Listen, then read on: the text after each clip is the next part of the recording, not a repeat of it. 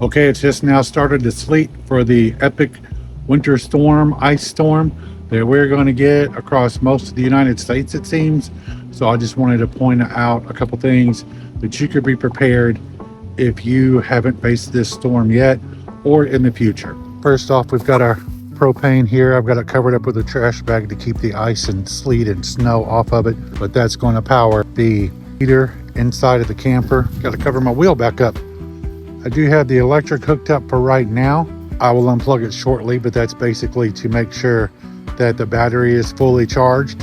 Of course, I have the battery hooked up. I don't have any of the extra things hooked up to it, just the battery itself, so that we can use it for any of the 12-volt stuff like the refrigerator or light.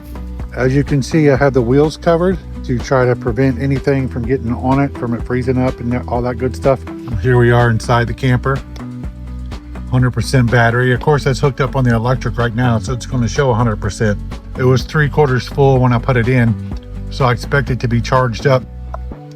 All of our tanks are empty, including fresh water. You don't want to use fresh water in your tank because it's going to be well below freezing, and that could create problems.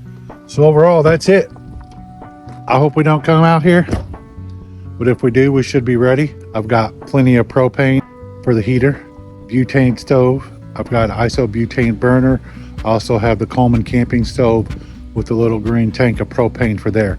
So we'll not cook inside the camper, just to keep that propane for the heater only.